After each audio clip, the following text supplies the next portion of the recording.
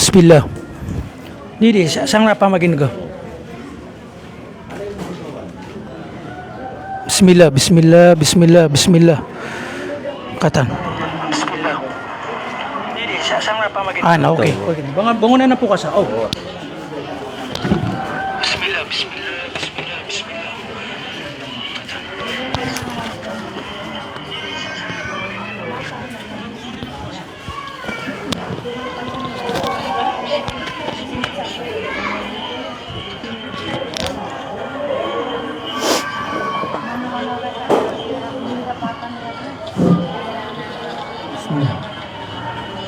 Tagalog na pag-usang tanong kay sopad na kapag di sabot no sabay ako isa pa nagira ko na mga dedelam na mga kangudaan na ako ikadua na pag-live tano sa Facebook dito kabayaran ay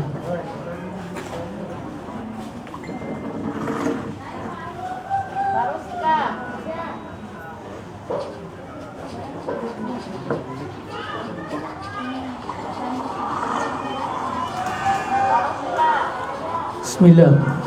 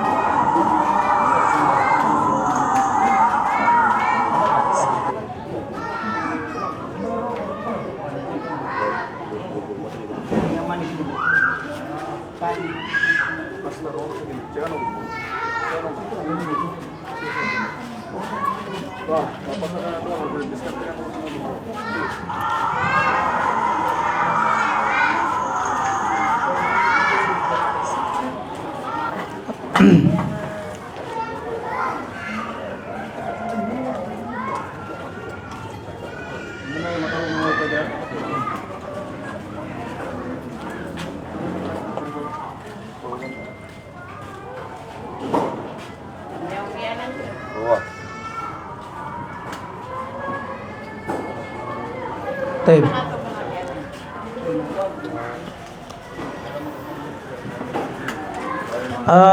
Inshallah, so Allah, magbibigay ako ng muhadara, lecture ng mga isang oras at 1 hour and 50 minutes. So kung mayroon kayong mga katanungan pagkaraan ng muhadara, lecture natin symposium, ay maaari kayong magtanong, no? So marahil ang katanungan ay patungkol sa ating paksa o di kaya labas sa ating paksa. Walang problema sa akin. So umpisahan natin, no? A'udhu billahi minasyaitanir rajim. Bismillahirrahmanirrahim. Alhamdulillah, innal hamdalillah nahmaduhu wa nasta'inuhu wa nastaghfiruhu wa natubu ilayh. Wa na'udzu billahi min shururi anfusina wa min sayyiati a'malina. May yahdihillahu fala mudilla lahu wa may yudlil fala hadiya lahu. Asyhadu an la ilaha illallah wa asyhadu anna Muhammadan 'abduhu wa rasuluh. Salawatullahi wa salawatu rabbi ala nabiyina Muhammad wa ala alihi wa ashabihi wa man ihtada bi sunnatihi wa istana bi sunnatihi, amma ba'd. Mga sisters, mga kapatid sa pananampalatayang Islam, alhamdulillah, nandito na naman tayo sa pagtitipon, gathering na kung saan ating dinadakila si Allah subhanahu wa ta'ala. Gantimpalaan nawa tayo ni Allah subhanahu wa ta'ala sa mga ganitong gawain na kung saan wala tayong inahangad liban sa kaluguran ni Allah subhanahu wa ta'ala. Sinasaliksik natin ang kaalaman, hinahangad natin ang kaluguran ni Allah subhanahu wa ta'ala. At ito ang ganitong mga gathering, pagtitipon, ang labis na mainam kay Allah subhanahu wa ta'ala. Tandaan natin na ang pagpunta natin sa mga ganitong pagtitipon ay isang malaking palatandaan na tayo ay nasa kabutihan.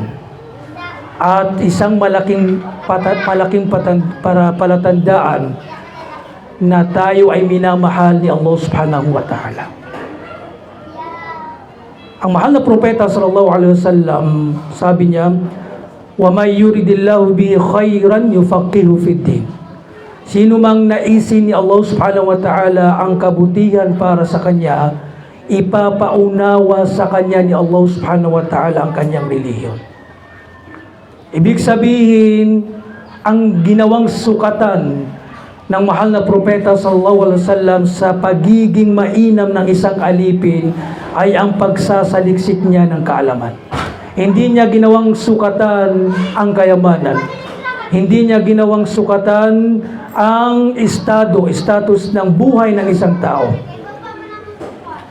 Ang ginawang sukatan sa pagiging mabuti sa paningin ni Allah subhanahu wa ta'ala ay ang pagsasaliksik niya ng kaalaman sa relihiyong Islam. Ibig sabihin, kung kabilang ka sa mga taong nagsasaliksik ng kaalaman, ang mga ganitong uri ng pagtitipo, kabilang to sa pagsasaliksik ng kaalaman. Tandaan niyo. Hindi lang pagsasaliksik ng kaalaman ay yung pumupunta sa madrasa, kasi may mga tao, mga uri ng tao na hindi nila kayang pumunta sa madrasa. Anong gagawin mo sa isang, halimbawa, umabot na sa edad na hindi na niya kayang pumunta sa madrasa? So, ang pagsasaliksik ng kaalaman, maraming kaparaanan. Maraming kaparaanan. Kabilang ito sa kapagsasaliksik ng kaalaman. So, alhamdulillah, naparito tayo sa lugar na ito upang tayo ay manghalap ng kaalaman at makamtan natin ang kaluguran ni Allah subhanahu wa ta'ala. Gantimpalaan nawa tayo ni Allah subhanahu wa ta'ala at naway gawin niya itong gadiring pagtitipon na ito na mubarak. No? Pagpalain nawa ni Allah at gawin niyang kapaki-pakinabang sa atin lahat. So ngayon, ang ating magiging paksa sa maiksing oras na ito, sa araw na ito, ay tatalakay natin itong nabanggit ni Ibnul Qayyim rahimahullah ta'ala. Yung asbab al-jaliba li mahabbatillah. Yung mga dahilan, mga gawain na kapag ginagawa ng isang alipin, babae man o lalaki, ay siya ay napapalapit kay Allah subhanahu wa ta'ala. Minamahal ni Allah subhanahu wa ta'ala. Mga sabab, sapulo as sabab, upun din ka din gilibakan na mapakaranikan yan si ku Allah subhanahu wa ta'ala. Sa madaling salita, kapag ginagawa mo itong mga asbab na babanggitin natin, ikaw ay kamahal-mahal, kainam-inam kay Allah subhanahu wa ta'ala. Sinong hindi nagnanais, naghahangad na tayo ay mahalin ni Allah subhanahu wa ta'ala? Ang lahat, napakalaking pagpapala, biyaya sa atin ni Allah na tayo ay mahalin ni Allah subhanahu wa ta'ala. Wala nang hihigit na karangalan na kanyang mahihigitan na ikaw ay mahalin ni Allah subhanahu wa ta'ala. Hindi ba napakainam kung tayo ay malapit kay Allah subhanahu wa ta'ala, minamahal ni Allah subhanahu wa ta'ala. So, ano yung mga gawain, mga dahilan na kapag ginagawa ng isang tao ay siya ay napapalapit kay Allah subhanahu wa ta'ala? Siya ay minamahal ni Allah subhanahu wa ta'ala. So may mga asbab, mga gawain, mga bagay na binanggit ni Ibnul Qayyim, Imam Ibnul Qayyim rahimahullah ta'ala, na hinangon niya mula sa Quran at Sunnah ng mahal na propeta sallallahu alaihi wasallam. So ating itong pagnilanilayan, isaulo at isabuhay, nang sa ganun makamtan natin ang kaluguran, pagmamahal ni Allah subhanahu wa ta'ala. Bilang pangmungad, na nagsulat ng aklat na ito, ng artikulo na ito, sabi ng ating Sheikh, si Dr. Amin Ash-Shaqawi, mula sa kanyang aklat na Durusun Yawmiyah, sabi niya, tandaan na ang pagmamahal ni Allah subhanahu wa ta'ala ang siyang pinakasaligan ng relihiyong Islam. Siyang pinakasaligan ng relihiyong Islam. Para inyong maunawaan, ang ginagawa nating pagsamba. Ikaw na Muslim, alipin ni Allah. Yung ginagawa nating pagsamba, sabi ng mga ulama, kung ating mayahalin tulad, mailalarawan ay para siyang ibon. Na ang katawan nito ay ang mahabba, pagmamahal.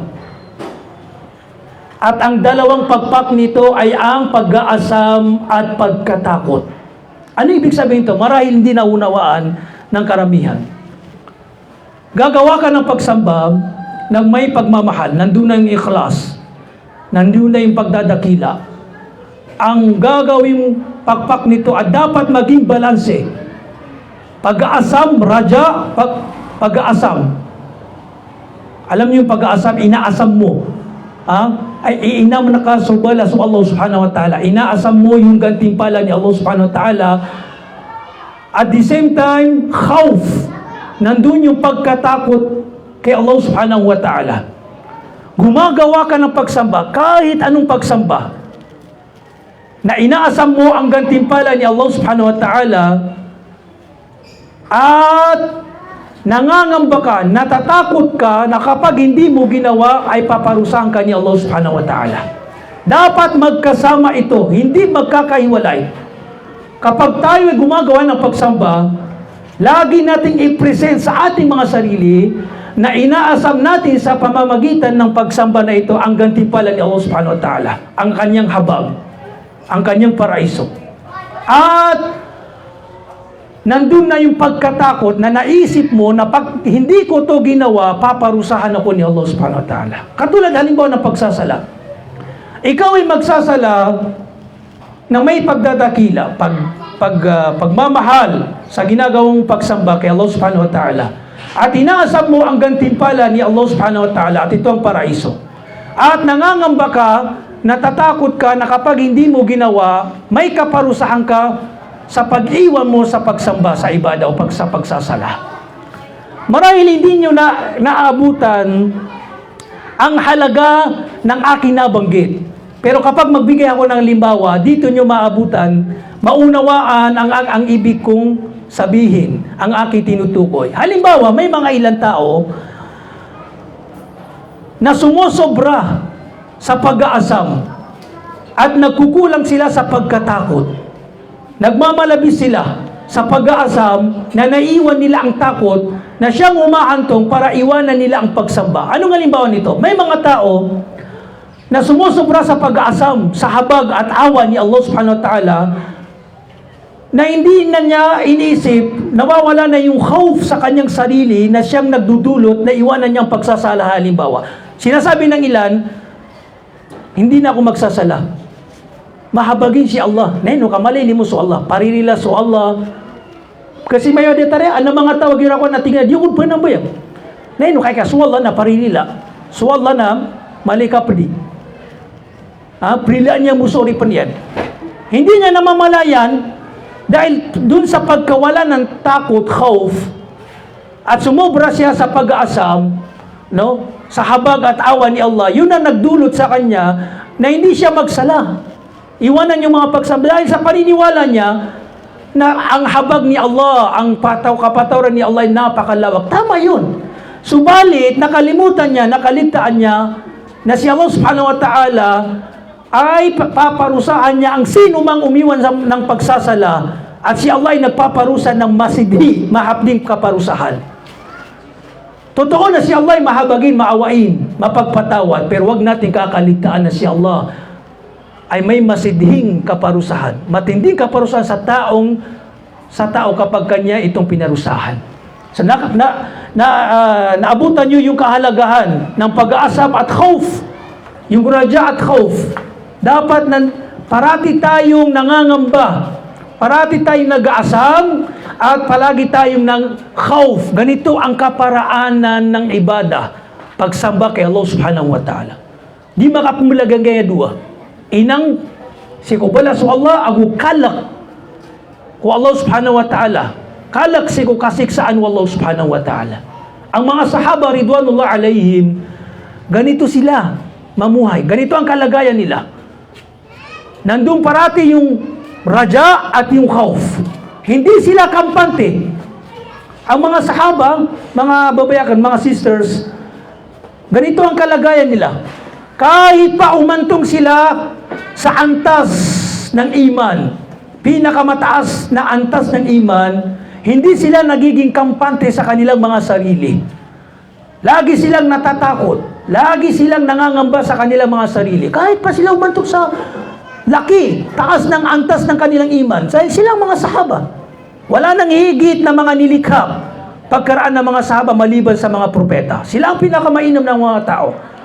Subalit, kahit ganun pa ang kanilang antas ng iman, hindi sila nagiging kampante sa kanilang iman. Isang tabi'i si Abdullah bin Malik rahimahullah ta'ala, kanyang nabanggit, sabi niya, naabutan ko ang 30 sahabi na kabilang sa mga sahaba ng mahal na propeta sallallahu alaihi wasallam, ang lahat ng ito ay nangangamba sa kanyang sarili. Nangangamba sa kanyang sarili na baka sila ay nagtataglay ng nifaq. Ano ibig sabihin to? Yung mga sahaba daw, sinususpect nila ang kanilang mga sarili. Nangangamba sila, natatakot sila na baka sila ay may katangiang nifaq. Ganun ang iman nila. Hindi ibig sabihin na sila ay mga munafik. No. Natatakot lang sila sa kanilang mga sarili. No? Yung iman nila, hindi sila kampante. Kahit sila ay gumagawa ng kabutihan, nangangamba sila sa kanilang mga sarili na baka sila nakakagawa ng hindi maganda o kaya nifaq na gawain. Hindi katulad sa atin na subhanallah, kapag siya nakagawa ng kabutihan, no, ay parang kung sino na siya. Subhanallah. No. Dapat ang isang tao, kahit gumagawa siya ng kabutihan, patuloy pa rin siya paggawa ng kabutihan, kasama pa rin niya sa kanyang sarili, pinipresent pa rin niya wa ta'ala, mawala siya, ilihis siya niya Allah subhanahu wa ta'ala. So, dapat nandun yung pangamba. Hindi siya nagiging panatag, kampante sa kanyang sarili. Kaya wag tayong kampante. Hindi natin alam kung saan tayo tatapusin ni Allah, kung saan magtatapos ang ating buhay. Ang mga sahaba, ganyan sila. Si Abu Darda radiyallahu anhu, kay kanyang sinabi, kung natitiyak ko lamang na ang 2 salang aking sinasalahan para kay Allah subhanahu wa ta'ala ay tinanggap, natiyak kong tinanggap, ay mas mainam, mas mabuti, mas gusto ko kaysa sa mundo at ano pa bang napapaloob dito. 2 na kalamang, sabi niya, na akin natitiyak na ito ay tinanggap ni Allah subhanahu wa ta'ala, ay mas gugustuhin ko na ang 2 raka kaysa sa mundo at ano pa mang napapaloob dito. Allahu Akbar. Ganyan ang mga kalagayan ng mga salafus salih. Hindi sila nagiging kampante, hindi sila umaasa. So palaging nandoon yung khawf, pangamba, takot kay Allah subhanahu wa ta'ala. Kasi may mga taong nagmamalabis. Si Allah subhanahu wa ta'ala ay mahabagi, mapagpatawad, no? Sumusobra siya sa pag-aasam kay Allah subhanahu sa pag-aasam, sa habag, awa, kapatawaran ni Allah. No, naisip niya aswallah, naparinila, giya. So yun ang nagdudulot na para hindi na siya magsala. So mali yun, malaking kamalian yun. So dapat nandoon yung khawf, pagkatakot kay Allah subhanahu wa ta'ala. So itong mahaba na ating tinatalakay, sabi ng ating Sheikh, ito yung pinakasaligan ng ating relihiyong Islam. Binanggit niya ang ayat, talata sa Quran, وَمِنَ النَّاسِ مَنْ يَتَّخِذُ مِنْ دُونِ اللَّهِ أَنْدَادًا يُحِبُّونَهُمْ كَحُبِّ اللَّهِ وَالَّذِينَ آمَنُوا أَشَدُّ حُبًّا لِلَّهِ. Si Allah subhanahu wa ta'ala ay kanyang binanggit sa Quran na may mga ilan sa tao. Ang tinutukoy niya dito sa ayat na ito, itong mga mushrikun, no? Yung mga pagans, nagtatambal, mga kafir. Ginugusto nila, minamahal nila ang mga katambal ni Allah ng higit na pagmamahal. Walladina amanu ashaddu hubban lillah. Subalit ang mga mananampalataya, itong katangian ng mga mananampalataya, lubos nilang minamahal si Allah subhanahu wa ta'ala. Yan ang mga mananampalataya. Si Allah subhanahu wa ta'ala ang higit na kamahal-mahal, kainam-inam sa kanilang mga sarili, kahit pa sa lahat ng nilalang.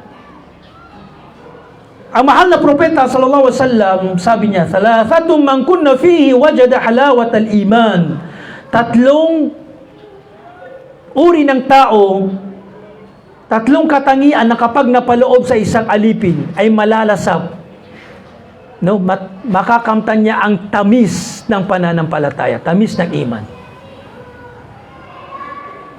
Anong una dito? An yakuna Allahu wa rasuluhu ahabba ilayhi mimma siwahuma.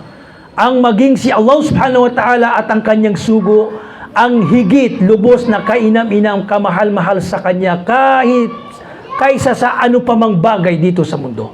So, ibig sabihin, yung mahabba, pagmamahal, ay siyang saligan. No? Siyang saligan ay unayan, wagamatan, wagamislang. So ngayon, babagitin natin, binanggit ni Ibn al-Qayyim rahimahullah ta'ala, itong asbab al-jaliba li mahabbatillah. 10 sabab, mga gawain na kapag ginagawa ng isang tao, siya ay napapalapit kay Allah subhanahu wa ta'ala.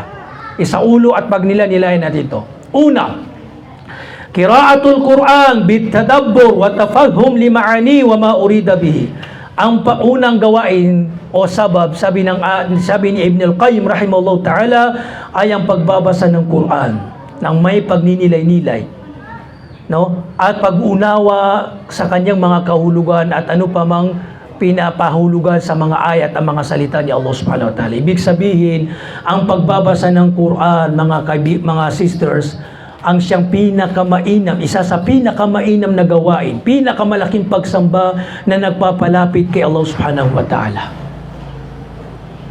Ang pagbabasa ng Quran. Ang pagbabasa ng Quran ay pagsamba. Tandaan natin na pagsamba. Sa bawat letra nito ay katumbas ng 10 kabutihan. Sa isang letra. Pagbabasa ng Quran ay katumbas ng 10 kabutihan, sabi ng mahal na propeta sallallahu alaihi wasallam. Yung Bismillahirrahmanirrahim, ilang letra yun? Ilang letra yung Bismillahirrahmanirrahim? Alhamdulillahi Rabbil Alamin. Ilang letra na yun? Ang isang letra, katumbas ng 10 kabutihan. Ilang kabutihan ang mayroon sa Bismillahirrahmanirrahim? So ating tanungin ang ating mga sarili kung binabasa ba natin ang Quran o sadyang ang Quran ay naging decoration lamang ng ating mga bahay o ating mga masjid. May ilan, tabya, na ang Quran ay naging display, decoration na lamang sa bahay. Hindi siya binabasa. Walang kapakinabangan, walang saysay. Kung ang Quran ay hindi natin binabasa, wallahi al-azim, napakalaking kapintasan, paawing, na hindi tayo marunong magbasa ng Quran. Pinag-aralan natin ang Western education at hindi masama ang pag-aaral ng Western education. Subalit ang Quran ay hindi natin pinag-aralan kung paano natin mababasa ng maayos, kung paano natin may sasabuhay. Mayroon tayong kapanagutan hinggil dito. Katulad halimbawa sa ating mga anak. Sa kabilang buhay, wallahi al-azim, hindi sa'yo itatanong ni Allah subhanahu wa ta'ala kung nakapagtapos ba ang iyong anak ng kolehiyo, ng nurse, ng idog, ng engineer, o ano pa mang kurso. Walang masama, hindi ko minamasama ang pag-aaral ng Western education. Huwag kayong mag-misinterpret. Subalit, huwag niyong kaligtaan sa inyong mga anak na kanilang pag-aralan ang Islam, pag-aralan ang Quran, dahil ito ang lubos na itatanong sa kanila. At itatanong sa iyo na ikaw na mga magulang, may pananagutan ka kay Allah subhanahu wa ta'ala kung nahimok, naitulak mo ba, nihinimok mo ba ang iyong mga anak, nadala mo ba sila sa mga madrasa upang pag-aaralan nila ang Quran? Yan ang itatanong sa iyo ni Allah subhanahu wa ta'ala at hindi ang makamundong bagay. May pananagutan tayo dito. Kung nag-aaral ang iyong anak sa Western education, maganda yun. Subalit maglaan ka ng oras naman na kanilang pag-aralan ang Quran, ang Islam. Allimu auladakumul Quran, yuallimukum kulla shay. Ituro nyo sa inyong mga anak ang Quran, ituturo sa kanila ng Quran ang lahat ng bagay. Ituro nyo daw, himukin nyo, na pag-aralan ng inyong mga anak ang Quran dahil ang Quran mismo ang magtuturo sa kanila ng lahat ng bagay. Pag dinala mo ang inyong anak sa madrasa halimbawa para pag-aralan ng Islam, pag-aralan ng Quran, pag-aralan ng Sunnah, malalaman niya ang lahat ng bagay kung paano siya magiging mabuting alipin kay Allah, kung paano siya magiging mabuting anak sa inyong mga magulang, kung paano siya magiging mabuting kaibigan, mabuting kapwa sa ibang tao. Malalaman niya ang karapatan ni Allah, malalaman niya ang mga karapatan ng magulang, malalaman niya ang karapatan ng kanyang mga kapwa-tao at iba pang mga karapatan at iba pang kabutihang asal. Yan ang itinuturo sa madrasa. Hindi itinuturo sa madrasa kung paano siya kikita ng malaki. Hindi itinuturo sa madrasa kung paano mag-business, magnegosyo, kung paano lalago, kung paano sumahod ng malaki. No, makamundong bagay yan. Ang ituturo sa kanila ay ang patungkol sa kanilang relihiyon, ang kaligtasan. Ang Quran, nabanggit dito ang napakaraming kainaman ng pagbabasa ng Quran. Sabi ng mahal na propeta sallallahu alaihi wasallam, "Iqra'ul Quran fa innahu ya'ti yawmal qiyamah syafi'an li ashabi." Basahin ninyo ang Quran. Dahil darating siya sa kabilang buhay na siya ay mamamagitan, pinapaat, mamamagitan sa mga taong nagbabasa nito. So ililigtas, mamamagitan sa atin ng Quran. Maging sa ating libingan. May nabanggit na ilang kahinaman, kahigitan ng Quran, ng ilang sura sa Quran, na kapag binabasa daw natin ang Quran o itong sura na ito, ang siyang magiging dahilan upang ikaw ay maligtas sa katanungan, fitna na mangyari sa libingan. Yung Suratul Mulk, yung Suratul Mulk, yung Tabarakalladzi biyadihil mulku wa huwa ala kulli syai'in qadir. Itong sura na ito ay tinawag na Suratul Munjiyah o Suratul Maut. Nang ibig sabihin, sura na magliligtas, magliliwanag sa iyong libingan pagdating mo sa iyong libingan. Kapag binabasa mo parati ang Quran, ay pag binabasa mong Suratul Mulk, pagdating mo sa iyong libingan, liliwanagan niya, ililigtas ka niya. Mamamagitan siya sa iyo dahil parati mo binabasa ang Suratul Mulk. Katulad halimbawa ng Suratul Baqarah. Nabanggit sa hadith na sinabi ng mahal na propeta sallallahu alaihi wasallam na sino mang parati niya binabasa ang Suratul Baqarah, hindi nananatili na mamalagi ang mga jin, mga syaitan sa bahay. Di peningarag, di sulden na marata, so walay akmati ano sa Suratul Baqarah. Ang problema, kung ang bahay ay hindi nababasa ang Quran, hindi nababasa rito ang Quran, hindi na nga nababasa dito ang Quran, ang naririnig, ang pinapatugtog sa loob ng bahay ay mga music. Di pa ka bubutoon ng mga music. Di ka ba yan sa Quran na, subhanallah. Kaya sabi ng mahal na propeta sallallahu alaihi wasallam, huwag niyong gawin ang bahay na parang libingan. Hindi nasasalahan, hindi nababasahan ng Quran. Huwag niyong gawin ang isang bahay na parang libingan. Hindi nasasalahan ng mga salah. Subhanallah. Pati yung asawang babae o mga anak na babae hindi nagsasala. At hindi rin nababasahan ng Quran. Para siyang libingan. Subhanallah. Sabi ng mahal na propeta sallallahu alaihi wasallam. So maglaan tayo ng oras na basahin ang Quran sa ating mga bahay, sa mga masjid. Sinabi pa ng mahal na propeta sallallahu alaihi wasallam, sasabihin sa taong sa kabilang buhay, sasabihin sa alipin na nagbabasa ng Quran, ikra wartaqi, ikaw ay magbasa at pumaitaas sa mga antas ng paraiso. Lahat ng nabasa mo na mga ayat dito sa mundo, nang ikaw ay nabubuhay, ipapabasa sa iyo ni Allah subhanahu wa ta'ala. At habang ikaw ay nagbabasa ng Quran sa kabilang buhay, tumataas ang iyong antas sa paraiso. At ang pinakahuling nabasa mo sa Quran ay yun ang magiging antas mo sa paraiso sa kabilang buhay. Allahu Akbar. Ganun.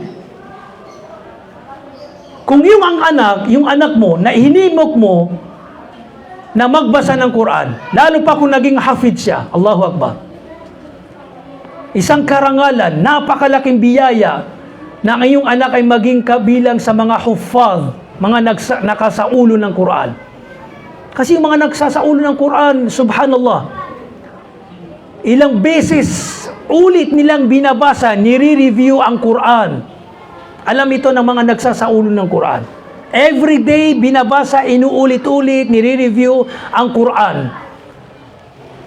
So, gaanong kataas yung magiging antas nila sa paraiso? At ikaw na magulang, maaring itaas ni Allah subhanahu wa ta'ala ang iyong antas kasama ng iyong anak. Dahil nabanggit sa Quran na maaring yung mga antas ng mga mananampalataya, yung ating mga anak, yung ipinagkaloob sa kanila ni Allah na antas ng paraiso, kahit hindi mo nakamit, naabutan yung antas na iyon, subalit kabilang dahil sa karangalan na ibinigay sa kanila ni Allah, ay ibibigay din sa iyo ni Allah subhanahu wa ta'ala yung karangalan na iyon na makakasama mo siya sa antas. Yung paraiso, halimbawa Jannatul Firdaus, na siyang pinakamataas ng antas ng paraiso na nakamit ng iyong anak, ay bagamat hindi mo nakamtan yung antas na iyon, ay pagkakaloob sa iyo ni Allah, ibibigay sa iyo ni Allah bilang karangalan sa iyo na ikaw ang naghimok sa iyong anak na pag-aralan, mapag-aralan o may saulo ang Quran. Subhanallah. So napakalaking karangalan. So yan ang pagbabasa ng Quran. Napakainam kabilang sa gawain na nagpapalapit kay Allah subhanahu wa ta'ala na palagi tayong nagbabasa ng Quran. So parati nating basahin ang Quran, mga kaibigan, mga sisters, mga kapatid, sa pananampalatayang isang kapintasan na hindi tayo marunong magbasa ng Quran. Ikalawang gawain, dahilan na nagpapalapit kay Allah subhanahu wa ta'ala, sabi ng ating imam, si Ibn al-Qayyim rahimahullah ta'ala, nabanggit niya na at-taqarrub ila Allah ta'ala bin nawafil ba'da al-fara'id. Sabi niya, ang pagpapalapit kay Allah subhanahu wa ta'ala sa pamamagitan ng mga sunna, voluntaryong gawain pagkaraan ng mga obligadong sala. So yung pagpaparami ng mga sunna na gawain ay kabilang din sa mga gawain na nagpapalapit kay Allah subhanahu wa ta'ala. Minamahal tayo ni Allah, nagiging kamahal-mahal, kanais-nais tayo kay Allah subhanahu wa ta'ala sa pamamagitan ng pagpaparami ng mga voluntaryong gawain. So maraming uri ng mga nawafil, mga sisters. Maraming uri ang nawafil, mga nafila, yung mga voluntaryo. May mga voluntaryong sala, may mga voluntaryong pag-ayuno. Halimbawa sa pagsasala, maraming uri ng mga voluntaryong sala na sa pamamagitan nito ay nagpaparami ang isang Muslim. So binuksan sa atin ni Allah subhanahu wa ta'ala ang abwabul khair, mga pintuan ng mga gawain. Napakarami, sadyang tayo lamang ang tamad. Maraming mga kabutihan, mga mabubuting gawa na maaring gawin ng isang tao. Marahil sa isang pintuan, wala kang kakayahan dito. Subalit may isang gawain, pintuan na binuksan sa iyo ni Allah na mayroon kang kakayahan na gawin ito. Yes. Sadyang tayo ay tamad lamang. Katulad ng mga nawafil, mga voluntaryong sala, napakarami ng uri ng voluntaryong sala. At itong mga voluntaryong sala, alam nyo ba kabilang sa benefits ito, nandun na yung igagantimpala sa iyo ni Allah subhanahu wa ta'ala. Kabilang sa benepisyo na makakamtan mo sa pagpaparami ng ng voluntaryong sala sa kabilang buhay, uutusan ni Allah subhanahu wa ta'ala ang kanyang mga alipin, ang kanyang mga anghel, na bilangin nyo na ang mga gawain, mga obligadong sala ng isang alipin. Pagkaraan nila litisin, bilangin ang kanyang mga obligadong sala, sasabihin ng mga anghel, Ya Allah, Ya Rabb, o aming Panginoon, may mga kakulangan, pagkakamali na nangyari sa kanyang mga obligadong sala. Sasabihin ni Allah, hanapan niyo siya ng mga sunna na sala at gawin niyong pangtapal doon sa mga pagkukulang, pagkakamali na nangyari, nagawa niya sa kanyang mga obligadong sala. Kabilang to sa mga benepisyo. Ibig sabihin, yung mga sunna na sala ay ginagawin pangtapal, pangganap sa mga kakulangan na nagagawa natin sa mga obligadong sala. So, sinong mga hindi nagkakamali, nagkukulang? Tanungin natin ang ating mga sarili sa pagsasala. Pag tayo ay nagsasala, mataimtim ba ang ating pagsasala? Minsan may mga nagsasala na, subhanallah, hindi na natin alam kung anong iniisip niya. Hindi siya mataimtim. Iniisip niya kung anong kakain niya pagkaraan niya ng sala. Iniisip niya kung anong lulutuin niya, anong gagawin niya pagkaraan ng sala. Walang kataimtiman. Nawawala yung diwa ng pagsasala. Minsan kapag may nawala sa kanya, magsasala daw siya para maalala niya. Walang kataimtiman. Minsan nagmamadali. Hindi mataimtim yung pagsasala niya. Walang kataimtiman. Yung kataimtiman, khusyu, mabanggit ko lamang dito, ito yung diwan ng sala. At kabilang sa haligi ng sala, yung kataimtim, yung khusyu, kapanatagan sa pagsasala. Kaya sabi ni Sheikh Uthaymin rahimahullah ta'ala, itong mga nagsasala, bagamat sila ay magkakapareho, nakalinya, at tinitignan mong pare-parehong gumagawa ng sujud, ruko, pero alam nyo ba, tandaan nyo na itong mga nagsasala ay magkakaiba ng gantimpala ng kasinglawag ng langit at lupa. Magkakaiba. Saan nagkakaiba? Sa kataimtiman. O di kaya sa mga gawain. May mga nagsasala na, subhanallah, buklo, tamad, napakabigat sa kanyang pagsasala. Nagtatamad-tamaran, no? Nagmamadali. Rumuruko na hindi niya ginaganap, kinukumpleto ang pagruruko. Nagsusujud na hindi niya ginaganap ang pagsusujud dahil tinatamad siya, walang khusyu. Para siyang napipilitan.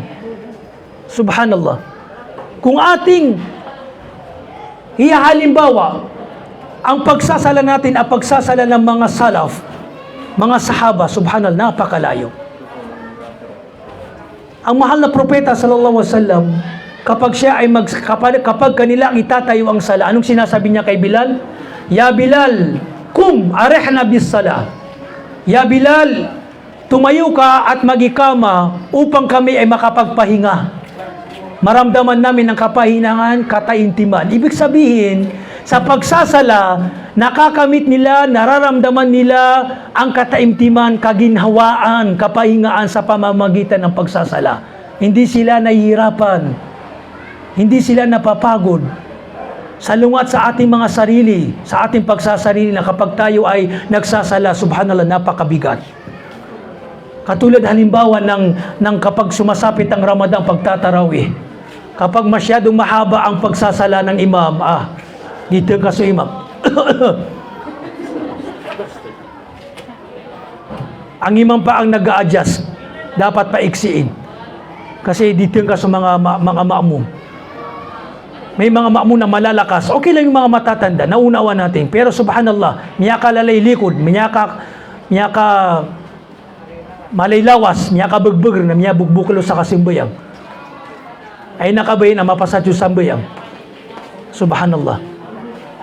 Isa kalakat mo, isang safa lamang hindi niya kaya. Subhanallah. Isa to sa sakuna na talagang may sakit ang ating mga puso. Ang mahal na propeta, kapag Ramadan, alam nyo ba, kapag kanyang itinatayo ang tahajjud, hanggang dumadating sa punto na nagsasabi ang mga sahaba, "Ya Rasulullah, kailangan na natin mag-iftar. Dumating na ang oras ng suhur. Kailangan na natin mag-suhur." Ano ibig sabihin nun? Sa napakahaba ng pagtatahajjud, pagkikiyam ng mahal na propeta sallallahu alaihi wasallam. Hanggang sa humahantong sa kalagayan na ang mga sahaba ay nagsasabi sa mahal na propeta, "Ya Rasulullah, kailangan na nating tumigil dahil dumating na ang waktu ng suhur, malapit na ang fajr. Tumigil na tayo sa pagkikiyam." Allahu Akbar. Gaano katagal, kahaba yung pagtatahajjud, pagkikiyam nila kapag Ramadan. Tayo, subhanallah, nagtatarawi o nagtatahajjud tayo, 30 minutes, 1 oras. Sila, subhanallah. Nabanggit, Allahu alam, na ang mahal na propeta sa isang sala ay binasa niya ang Suratul Baqarah, o sa isang raka binasa niya ang Suratul Baqarah. Suratul Baqarah. Alam niyo ba kung gaano kahaba ang Suratul Baqarah? 2 juz at kalahati. Ilang page yun? Binasa ng mahal na propeta sa isang raka o sa isang sala lamang. Allahu Akbar. Gaano kahaba yung tahajjud pagsasala nila? Subalit tayo, subhanallah, subukan mong basahin ng 3 o 4 na pages, makakarinig ka sa mga maamong. So minsan sa sakuna sa panahon natin ngayon, ang mga imam ang nag-a-adjust. No? Nag-a-adjust na paiksi natin para hindi lumabas yung mga maamum, para hindi mawalan ng tao yung mga masjid. Subhanallah. Mayroon pang isang sahabi na 2 sahaba. Nagbabantay sila, nagre-ribat. Ano ibig sabihin? Kapag nagjihad ang mahal na propeta sa mga boundary o mga lagusan, may mga naglalagay siya, nagtatalaga siya ng ilan sa kasundaluhan na nag-monitor, no? Hindi natutulog sa gabi para magbantay. 2 sahabi nagbabantay. Yung isa, sabi niya, matulog ka na. So yung isang nagbabantay, nagsasala siya, no? May dumating na kalaban, kaaway, pinana siya, no? Tumagos sa kanyang paana dito sa pa. Hindi siya tumigil sa pagsasala. Hinabol ng kanyang kasama. So nakaalis na yung kaaway. Pagkaraan ng sala, sabi ng kanyang kasama, "Bakit hindi mo tinigil ang sala? Bagamat mayroon kang permit, no, meron kang other excuse na itigil ang sala dahil may sugat ang iyong katawan." Anong sinabi ng sahabi? "Wallahi al-azim, sa sarap, tamis ng aking nararamdaman, hindi ko namalayan na ako ay napana." So ganun ang mga sahaba. Nararamdaman nila ang iman, tamis ng pagsamba, tamis ng pagsasala kapag kanilang itinatayo ang sala. Dahil nandun yung kataimtiman. Pero tayo, subhanallah, nangangalmot, ganyan, maaring cellphone, may notification, baka nag-chat si Kwan, si Crush. Subhanallah, waliyudubillah. Tumatawag, ganyan. So ito ay, subhanallah, nababanggit natin ito. Dahil napapanahunan talaga. No? So dapat kayo ay nagsasala na may kataimtiman. Yung merong bang khusyu, yung ihsan. Alam ba yung ihsan? Ito yung pinakamataas na antas din ng iman. Magsala ka ng katulad na para bagang tinitignan mo si Allah. Bagamat hindi ko mo siya nakikita, tunay na ikaw ay nakikita niya. Pinipresent mo sa sarili mo, nakaharap mo si Allah subhanahu wa ta'ala. Ang mga sahaba, ang mga salaf, pag sila'y nagsasala, iniisip nila na ito na ang huling sala nila. Kung parati ito ang nasa isip mo na kapag ikaw ay magsasala, para bagang ito ang uli ng sala na pagkaraan ng iyong pagsasala, ikaw ay babawian na ng buhay. So gaano kataimtim yung itatayo mong sala kapag ganito ang kaisipan, ganito ang kapanatag, palaisipan mo kapag gagawin mo ang pagsasala. So ito ay motivation lamang, encouragement lamang sa ating lahat, na kapag ating ginagawa ang pagsasala, i-present natin sa ating mga sarili ang khusyu, kataimtiman. So yan ang mga sunna na sala, mga sisters, na ang mga sunna na gawain ay nagpapalapit kay Allah subhanahu wa ta'ala, no? At mga sunna na sala ay sa pamamagitan nito ay nagpaparami tayo, lumalaki ang ating mga gantimpala. Isipin nyo lang, halimbawa, yung mga sunna na sala, maraming uri. Salatul duha, alam niyo yung salatul duha? Yan yung sala pagkaraan ng pagsikat ng araw hanggang sa hindi dumarating ang zuhur. 2 raka hanggang 8 raka. Salatul duha. Kabilang yan sa sala na sinasalahan ng mahal na propeta sallallahu alaihi wasallam. No? Kabilang din yung salatul witr. Yung witr, yung gansar, no? Gansar, yung odd number 13579. Ang pinakamaliit isang raka, no? Pero ang pinakamainam na sala ay 3, 5, 7, walang problema. Ang mahalaga odd number, gansar, pagkaraan ng salatul isya hanggat hindi dumarating ang salatul fajr, no? Gagawin nating huling sala ang salatul witr, no? Ay ganyan, ito ang pinakamainam na sunna, ang itong salatul witr.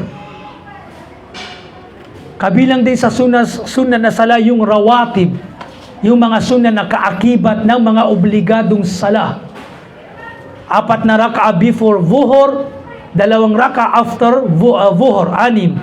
After maghrib, 2, 8. After isya, 2, 10. Before fajr, before magsasala ng fajr, 2. Sabi ng mahal na propeta sallallahu alaihi wasallam, sinumang alagaan niya, no, salahan niya itong 12 sala, ay gagawan siya ni Allah ng mansyon, bahay sa paraiso.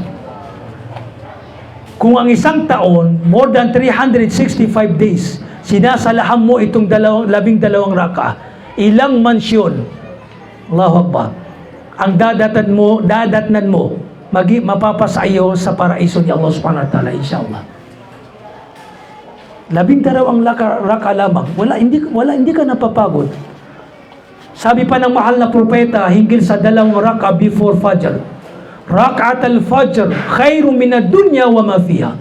2 raka bago magsala ng fajr, ito yung ratiba ng fajr, mas mainam, mahalaga, mas mainam kay Allah kaysa sa mundo at ano pa mang napapaloob dito. 2 raka lamang. Napagod ka? Hindi.